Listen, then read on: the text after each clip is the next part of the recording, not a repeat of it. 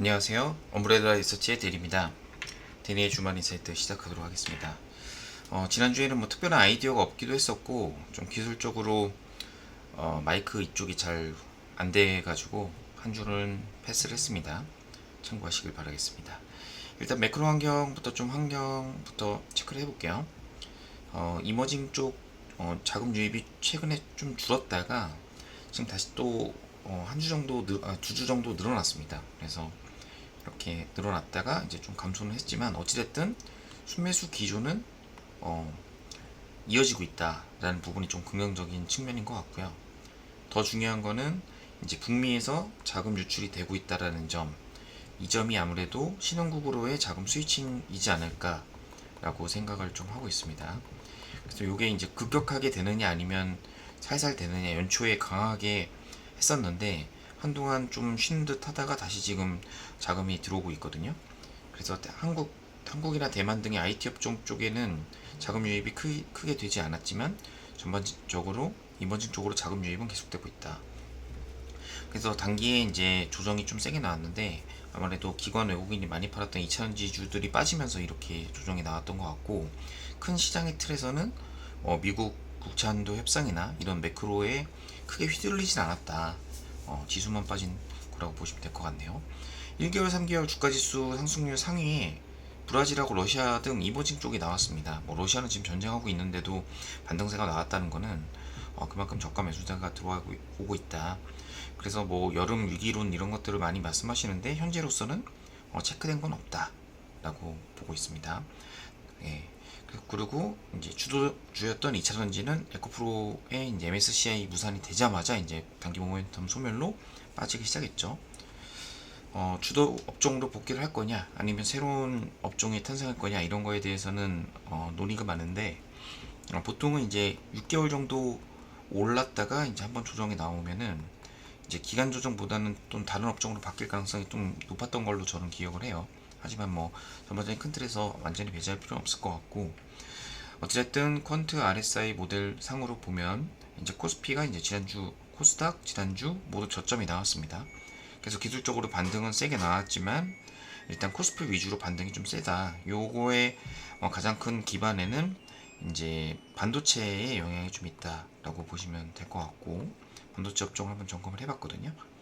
네. 그래서 지금 보니까 제 주변도 보니까 반도체 업종을 가지신 분들이 사실 많지 않은 것 같아요. 그래서 보통 이렇게 의견이 반반일 때가 바닥일 가능성이 높습니다. 고점일 때는 반반일 때는 많이 틀리는데, 저점에서 반등 나올 때는 반반이면은 어느 정도 저점일 가능성이 높다라는 점 참고로 좀 해보시면 될 것 같고, 왜냐하면 저는 퀀트 데이터만 보기 때문에 이제 개인들이 삼성전자를 강하게 매도하고 있거든요. 그래서 삼성전자의 아웃퍼폼 가능성이 좀 있다. 그래서 단기 업종으로는 반도체와 메모리, IT 장비주, 뭐 소재주도 당연히 포함이 되겠죠. 네, 실적 시즌이 끝나자마자 이제 화장품 자동차 업종이 이제 계속 갈 거냐, 아니면은 모멘텀 둔화가 되면서 차익 실현이 나올 거냐, 이런 부분이 있는데, 일단 사모펀드는 차익 실현을 최근에 좀 하고 있습니다. 그다음에 미국의 엔비디아가 이번 주 수요일날 이제 실적이 나오죠. 근데 이제 엔비디아가 주가가 먼저 오르고 있거든요. 그래서 미국 반도체 레버리지 ETF 이런 것들도 이제 엔비디아의 편입 비중이 높은데 강한 반등이 나오고 있다는 점은 아무래도 엔비디아가 좋은 긍정적인 코멘트를 할 가능성이 높다라고 저는 생각을 좀 하고 있고요. 그 다음에 단기 2주간의 반등이 나왔기 때문에 차트를 한번 볼까요? 네, 이렇게 나왔거든요. 이렇게 나오니까 좀 불편하죠. 야, 이거 다 오른 거 아니야? 라고 하지만 일단 5년 흐름으로 봤을 때는 진짜 고점 대비 이제 5분의 1 토막 정도 났다. 네, 여기서 이제 단기 반등을 모색하고 있지 않을까라고 이제 고민을 해봅니다. 그래서 반도체 이전 사이클하고 좀 틀린 거는 이제 요때는 인공지능이 없었어요. 네, 요때는 인공지능이 없었지만 이제 인공지능이 생기면서 GPU의 수요가 늘어나고 뭐 이런 것들이 이제 서버의 새로운 수요로 나올 가능성이 높다라는 점.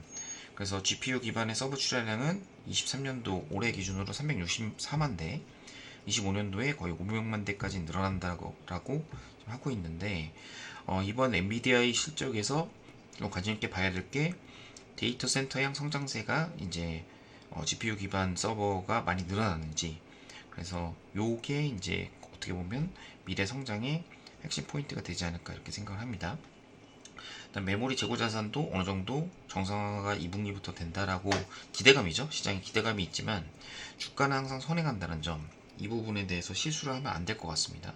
그래서 뭔가 체크를 하고 확인을 한 다음에 이제 확신을 가지면 어떻게 되나요? 확신을 가지면 이제 주가가 이제 벌써 50% 올라 있는 거죠. 네. 그래서 어느 정도의 베팅이 좀 필요하지 않을까라고 생각을 하고 있고, 이제 두 번째 포인트는 중국 서버 업체가 이제 2022년도에 투자가 많이 줄었거든요. 23년도에 중국 서버 업체들이 또 이제 긍정적으로 작년 대비해서 많이 투자하겠다라고 베이스가 낮으니까요. 정상화만 시켜도 이제 성장률이 커 보이는 그런 효과가 나오면서 센티먼트의 계산이 되지 않을까 생각이 듭니다. 그래서 메모리 업계도 이제 가동률 감소하고 재고 자산이 감소하면서 2분기 때는 기대감이 본격화. 그러니까 기대감이 있을 때 이제 주가가 보통 오르기 시작하죠. 그래서 이제 퀀트로 이제 1, 2주 정도 외국인 지분율 상위 종목을 이제 공통되는 거를 좀 뽑아봤더니 뭐 이런 종목군이 나왔더라. 그래서 이거는 퀀트를 뽑은 거기 때문에 뭐 정황적인 분석보다는 이제 퀀트 데이터가 얘기하는 것들을 참고하시면 될 것 같습니다. 네, 그래서 지금 방금 말씀드린 뭐 메모리 관련된 데이터들은 이제 유한타증권 리서치 자료를 제가 참고를 했고요. 그 다음에 방금 말씀드린 중국 서버업체 이제 이렇게 기저가 낮다라는 점은 저희가 예상을 해놔야 된다라는 거고요. 그 다음에 하이닉스, 삼성전자의 일간 순매수 동향을 보면은 삼성전자가 확실히 조금 많이 늘어나요. 그래서 닉스보다는 삼성전자를 조금 더 선호하는 것 같다라는 퀀트 데이터의 얘기고, 이제 요거는 이제 반도체 이제 삼성전자 하이닉스와 이제 장비주들의 스프레드를 얘기하는 건데, 점점 이렇게 올라가면 아무래도 반도체 IDM 업체들의 주가가 좋다라는 거, 장비보다는 IDM의 주가가 좀 더 퍼포먼스가 좋을 수 있다. 죄송합니다. 라는 점을 이제 말씀드리겠습니다. 그 다음에 수익률 사기 종목군에 보면은 여기에도 이제 반도체 소재 장비들이 이제 나오기 시작했어요. 피부미용 화장품은 아직까지는 올라오고 있고, 이제 OLED PCB 기판 등이 나온 게 굉장히 특이한 거죠. 결국에 이런 거의 모든 중심은 IT 업종, 중소형주도 반등이 나오고 있다라는 거고요.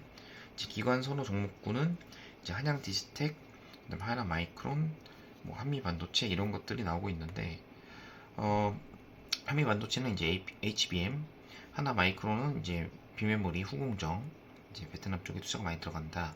그다음 원익 IPS는 정우정의 핵심 장비, 한양 디지텍은 이제 메모리 후공정, 이제 메모리 쪽이죠.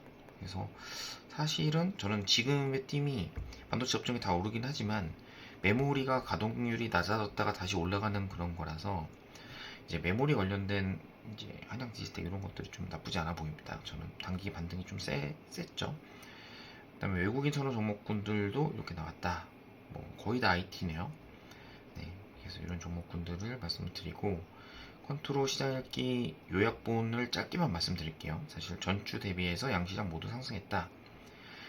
나스닥 아웃퍼폼이 이제 감소 중이다. 요 얘기는 나스닥이 좀 빠져도 코스닥이 오를 수 있다라는 점. 이제는 좀 이제 이렇게 아웃퍼폼했던 것들이 이제 이렇게 빠지게 되면 코스닥은 오르는데 나스닥은 빠질 수 있다라는 점.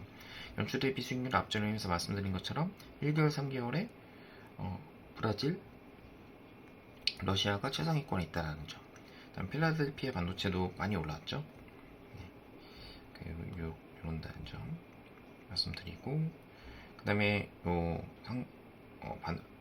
이제 어떻게 보면 요 반도체가 이 세 번의 어떻게 보면 트라이를 지금 하는 거거든요. 고점을 낮추면서 빠졌는데, 요게 이제 여기서 이제 올라가 버리면 추세를 깨고 이제 이탈하는 거기 때문에 좀 이번 주에 관심 있게 좀 보셔야 될 것 같습니다. 개인들이 이제 곧버스로 순매수 전환하면서, 여기서 이제 순매수 전환했죠. 요 얘기는 지수 반동하고 동행한다.